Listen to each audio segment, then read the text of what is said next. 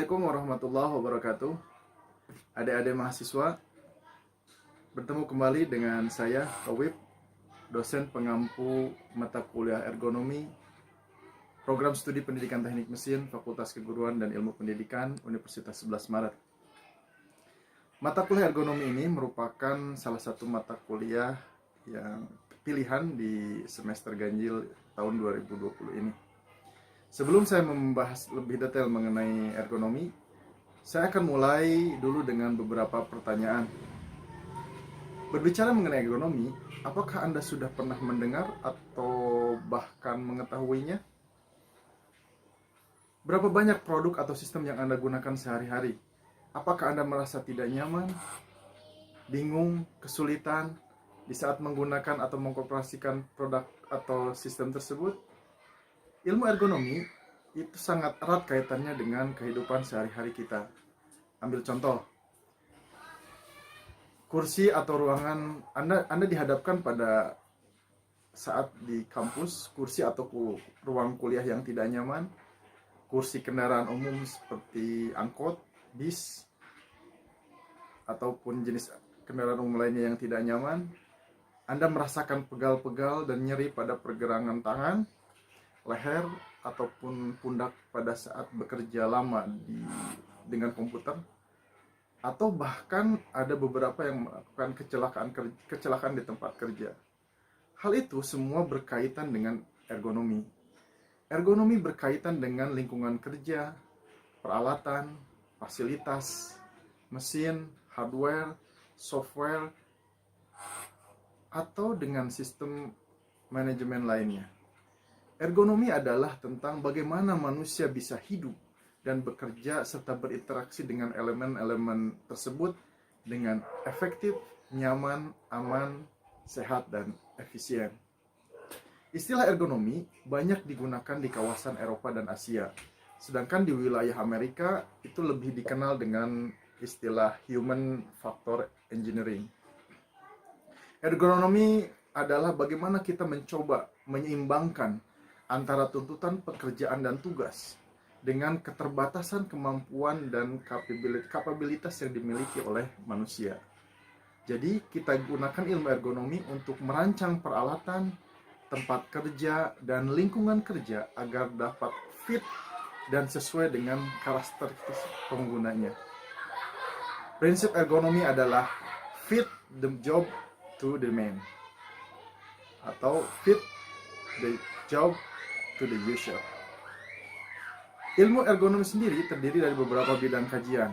Secara garis besar dibagi menjadi 3 bagian kajian, yaitu mengenai anatomi, fisiologi, dan psikologi. Bidang kajian anatomi terdiri dari antropometri dan biomechanical. Bidang kajian fisiologi terkait dengan fisiologi kerja dan juga lingkungan kerja, sedangkan bidang kajian psikologi terkait dengan beban kerja mental dan juga ergonomi kognitif.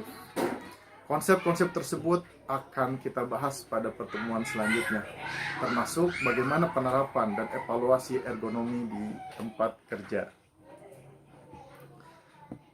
Tujuan dari mata kuliah ergonomi adalah agar mahasiswa mampu menganalisa permasalahan terkait dengan konsep dan prinsip dasar ergonomi secara teoritis melalui pendekatan active learning, serta mampu mengaplikasikannya di lingkungan kerja mengacu kepada standar prosedur yang berlaku.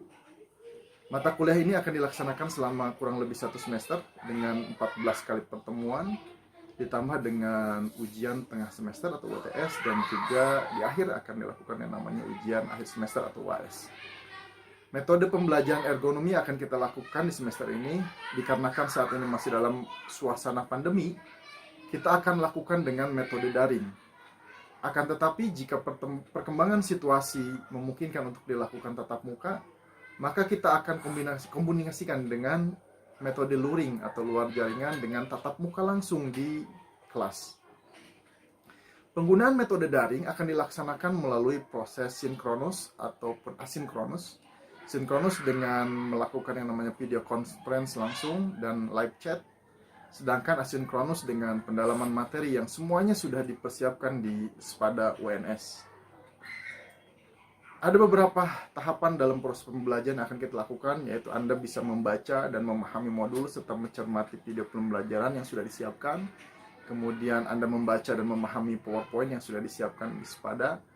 Dan nanti dengan proses sinkronus dari apa yang Anda pelajari, itu kita akan diskusikan melalui live chat, diskusi interaktif, dan dilanjutkan dengan penguatan materi melalui interaksi virtual face to face dengan dosen pengampunya. Setelah itu, untuk sebagai bagian dari keseluruhan satu SKS ini, Anda akan diberikan tugas melaksanakan tugas learning journal sebagai bagian dari refleksi pembelajaran yang telah Anda lakukan. Dan di akhir dari materi akan dilakukan assessment atau evaluasi sumatif dari setiap topik yang dilakukan. Untuk sebagai referensi, maka Anda bisa cari beberapa buku referensi mengenai ergonomi. Referensi yang digunakan pada ergonomi ini yaitu buku karya Bridgers tahun 2003 tentang Introduction to Ergonomics, penerbit dari Taylor and Francis. Dan juga Anda bisa cari juga yang sebagai buku pegangan, yaitu Fitting the Test to the Human, karya Krumer. Ataupun ada juga buku-buku yang sangat terkenal, terbitan dari dosen ITB, Pak Sulta Laksana, yaitu Ergonomi untuk perancangan di sistem kerja.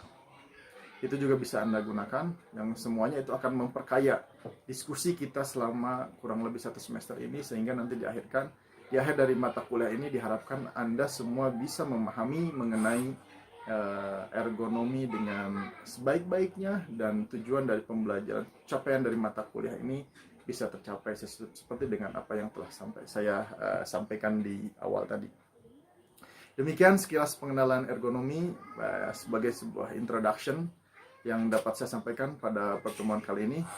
Saya Tauhid berterima kasih atas perhatian yang diberikan, dan semoga ini bermanfaat, dan kita akan lebih lanjut nanti akan di pertemuan-pertemuan selanjutnya. Sampai jumpa pada video selanjutnya.